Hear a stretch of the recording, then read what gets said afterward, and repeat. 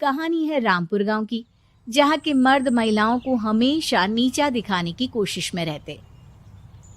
अरे अभी तक खाना नहीं आया, क्या मुझे एक और शादी करने की जरूरत है? नहीं जी नहीं, ऐसा मत करना, वरना मैं कहाँ जाऊंगी। खाना लेकर मैं अभी आई जी। गांव की पंचायत में भी फैसले हमेशा औरतों के खिलाफ ही रहते। मैं जो फैसला सुनाता हूँ वो भगवान की आज्ञा होती है। इस लड़के ने अपने मन से शादी करके अच्छा नहीं किया। लड़के को घर भेज दो और इसकी शादी इसकी जाति की किसी लड़के से करवा दो, लेकिन ये लड़की, इसे तो गांव के बाहर निकाल दो। नहीं नहीं जमींदार साहब, ये क्या बोल रहे हैं? ऐसा नहीं हो सकता। मेरी बेटी मासूम है, इसे अच्छे बुरे की समझ नहीं है। अरे कहाँ जाएगी ये बेचारी? कहाँ जाएगी? इतनी चिंता है तो पूरे परिवार का गांव निकाला कर देते हैं। बेचारे पूरे बसे बसाए परिवार को गांव छोड़ना पड़ता है।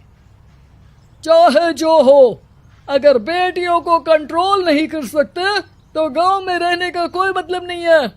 यहाँ औरतों को दब कर रहना होगा। कोई भी अपने हिसाब से कुछ नहीं कर सकता, सब ईश्वर की मर्जी से ही होगा।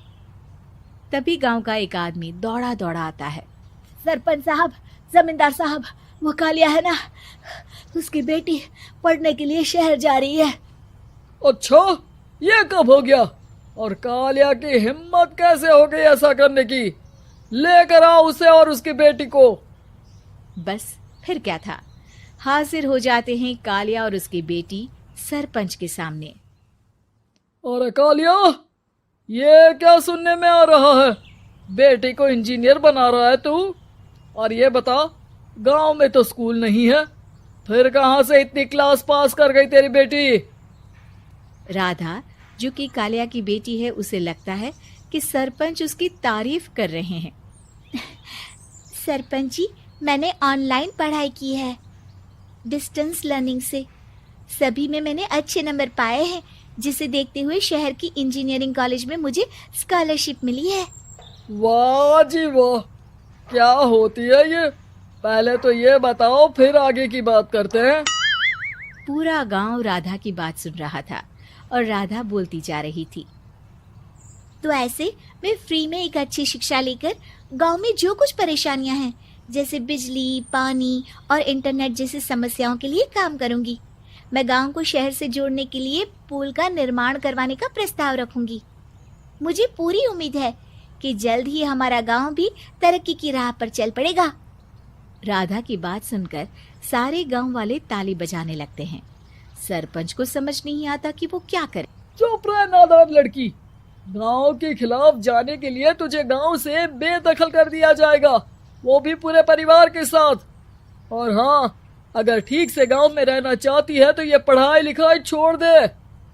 हम तेरे लिए गांव का कोई होनहार लड़का देखेंगे। तभी गांव का एक आदमी बोल पड़ता है।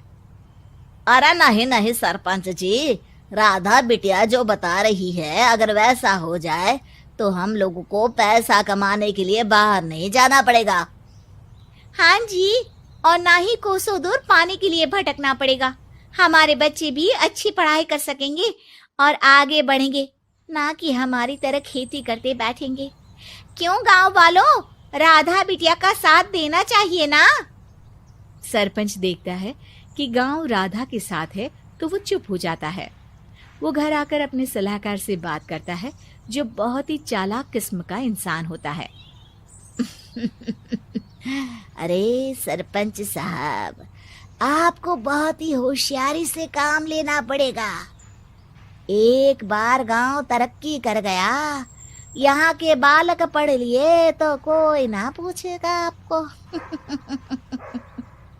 और फिर ये जो बेटा और बेटी है ना आपके, इनको भी आम लोगों की तरह ही जीवन जीना होगा। हाँ, लेकिन करे तो क्या करे? वो ना आप मुझ पर छोड़ दीजिए, बस मैं जैसा बोलूं करते जाइए। अगले रोज सुबह जब गांव वाले सोकर उठते हैं तो राधा के घर के बाहर और साथ ही वो लोग जिन्होंने राधा का सपोर्ट किया था, उनके घर के आगे लाल रंग से कल आऊंगी लिखा होता है। कल आऊंगी, यह क्या होता है? अरे यह तो खून से लिखा है, लगता है कोई भूत प्रेत या चुड़ैल का साया है। चलो सरपंच जी के पास चलते हैं। सभी सरपंच के पास जाकर उसे सारी बात बताते हैं। अरे ये तो बड़ी मुश्किल की बात है। चलो मैं एक बाबा को जानता हूँ, उन्हें बुला लेता हूँ। सरपंच बाबा को लेकर गांव के घर के बाहर जाता है। ओहो, तो ये वो चुड़ैल है जो उन लोगों को निशाना बनाते हैं जो गांव को बदलने का सपना देखते हैं। वो गांव को ऐसे ही संपन्न देखना चाहती है, वो नहीं चाहती कि कोई बाहरी यहाँ का कायाकल्प करे। क्या तुम लोगों में से किसी ने गांव को बदलने की सोच रखी है? तभी राधा की माँ रोते रोते आती है। मेरी राधा घर से गायब हो गई है। अरे कोई तो बचाओ, मेरी बच्ची कहाँ गई?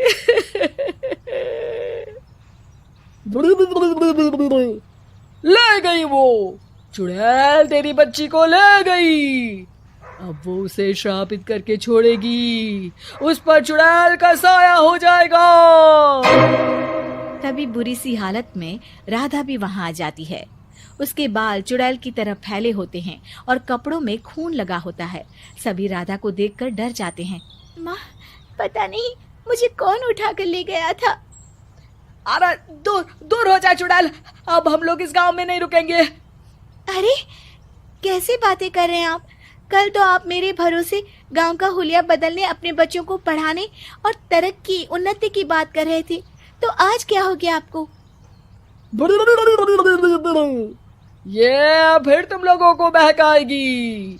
ये चुड़ैल गांव में आ चुकी है, ऐसे ही ये तुम्हारे घर के बच्चों को भी ले जाएगी।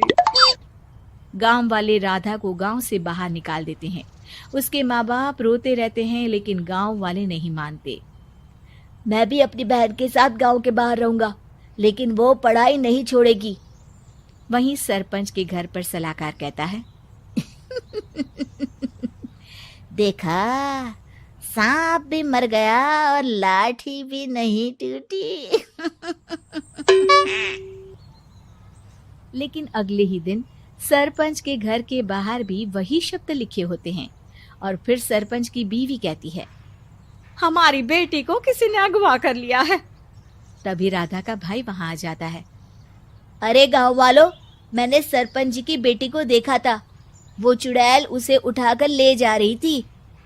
अरे क्या मजाक कर रहे हो? नहीं नहीं सरपंच जी, आप नहीं जानते। वो चुड़ैल अब आपकी बेटी में आ जाएगी, जैसे राधा के अंदर आ गई थी। तभी सरपंच की बेटी वैसी ही हालत में वहां आती है जैसे राधा आई थी। पापा, पता नहीं कैसे मैं गायब हो गई थी। चुड़ैल, इसके अंदर भी चुड़ैल का साया है, मारो इसे। अरे नहीं नहीं, इसे भी राधा के पास गांव के बाहर ही भेज दो। अरे चुप रहो, मेरी बेटी कहीं नहीं जाएगी और चुड़ैल वुड़ैल कुछ नहीं होता है। अरे कैसे बात कर रहे हो सरपंच जी? आप तो बोल रहे थे कि आपका फैसला भगवान का ज्ञान होता है, तो अपने पर बात आई तो अब आप ऐसे बोल रहे हैं। अरे ना ना ना, आपको अपनी बेटी को त्यागना ही होगा। अरे बुलाओ बाबा को। राधा का भाई बाबा को ले आता है, जिसे अब गांव वालों के डर के कारण सच बोलना पड़ता है।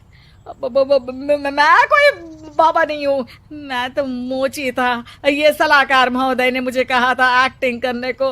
अब वो मुझे पैसे देने वाले हैं। अब मुझे माफ कर दो। गलती हो गई, मुझे माफ कर दो। तभी वहां राधा आ जाती है।